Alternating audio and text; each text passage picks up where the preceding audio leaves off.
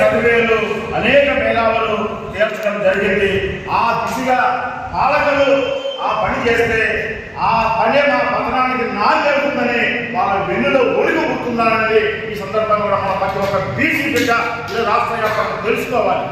ఎందుకంటే ఇక మనం డైరెక్ట్గా వెళ్ళకపోతే, మనలో ఉండే విషయాలు మనం ఓపెన్గా మాట్లాడుకోకపోతే, మనము ఈ అంశాలపైన చైతన్యవంతులం కాకపోతే ఇది అగ్ర రాష్ట్రమా లేకపోతే అగ్రకుల రాష్ట్రమా అనేది ఈ రాష్ట్రంలో ఉండేటువంటి ప్రతి ఒక్క బీసీ బిడ్డ చైతన్యవంతులుగా ఈ రాష్ట్రంలో కుల జగన అయ్యే విధంగా బీసీలు అందరం కూడా ఒక పోరాటం నిర్మాణం అనేది జరుగుతుంది.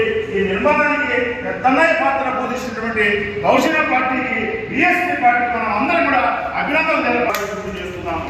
ఎందుకంటే ఏ పార్టీ అయితే బీసీల ఆత్మ పోరాటం కోసం పాల్గొంటుందో, ఏ పార్టీ అయితే బీసీలను చట్టసభలకు తీసుకెళ్ళడానికి ముందుకు వస్తుందో, ఏ పార్టీ అయితే బీసీలకు జనాభా ఆవాస ప్రకారం రిజర్వేషన్కు నేను సీట్లు ఇస్తామనేటువంటి వర్గాల కోసం పనిచేస్తున్నాం, వాళ్ళందరూ కూడా స్వాగతించాలి. మనం అందరం కూడా తెలియజేస్తున్నాము. ఈరోజు నెక్స్ట్ జరగబోయే ఎన్నికల్లో మీరు పదే చెప్పేది ఏమంటే, మీరు బీసీ లెక్కలు తెలుస్తారా లేకపోతే బీసీ అంటే మీకు లెక్క లేదా అనేటువంటి విధానాన్ని కూడా సూటిగా స్పష్టంగా జనాన్ని కూడా తీసుకెళ్దామని కూడా మనం తెలియజేసుకుంటూ, రాబోయే రోజుల్లో ఎన్నికల్లో పోటీ చేయాలంటే ₹1,00,000 వెచ్చిస్తే కానీ మనం ఎన్నికల్లో పోటీ చేయలేము. అందుకే బీసీ మీద బీసీగా పోటీ చేయాలి. ఆ విధంగా రావాలంటే మనకి రాజ్యాంగబద్ధంగా బీసీలకు జనాభా ఆవాస ప్రకారం ఎన్ని ఎంపీలు రావాలో, ఎన్ని ఎమ్మెల్యేలు రావాలో అటువంటి సిస్టమ్, అటువంటి విధానం అనేది వస్తేనే ఈ రాష్ట్రంలో ఉండేటువంటి బీసీల యొక్క విధానం బతుకుతుంది. లేకపోతే బీసీలు రాజకీయ అంటరాని వారుగా ఈ దేశంలో మిగిలిపోతారు. ఇది తథ్యం.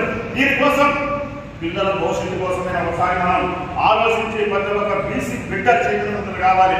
ఈరోజు నిన్న మేము 8 గంటలకు వచ్చాము. ఆ రోజు నుంచి కూడా నిన్న వచ్చినాక మన సార్ కానీ ఇంకా వాళ్ళు కానీ ఈ జిల్లాలో మంచి కమిటీ వేయాలని ఆలోచిస్తూ మన తులసిరామ్ సార్ కానీ, అదేవిధంగా గురప్ప సార్ కానీ అందరం కూడా, మా పూర్ణచంద్రరావు అన్న, అదేవిధంగా మా శ్రీరాములు అన్న అందరం కూడా ఈ ఒక ఆంధ్రప్రదేశ్ రాష్ట్రంలో జరిగినప్పుడు తిరుపతి జిల్లా నుంచి కూడా మేమంతా కూడా కమిటీలో ఉన్నటువంటి ఒక విధానం అనేది చరిత్రలో నిలబడే విధంగా అందరం కూడా ఈ తిరుపతి జిల్లాలో ఉండేటువంటి ప్రతి ఒక్క మారుమూల ప్రాంతం నుంచి తిరుపతి పట్టణం వరకు ఎంతమంది బీసీలు ఉన్నారనేటువంటి లెక్కల్లో పాల్గొంచుకున్నటువంటి కమిటీలో మనం అందరం భాగస్వామ్యం కావడం ఒక అదృష్టంగా భావించాలి. అదేవిధంగా మనము ఖచ్చితంగా తిరుమల తిరుపతి దేవస్థానం వెంకటేశ్వర స్వామి ఆశీస్సులు బీసీ ప్రజలకు ఉంటాయి. ఆయన ఆశీస్సులు ద్వారా మనకి ఆంధ్రప్రదేశ్ లో ఉలకన సాధ్యం అవుతుంది అనేటువంటి ప్రగాఢ విశ్వాసం బీసీ సమన్వయ కమిటీ నమ్ముతున్నది.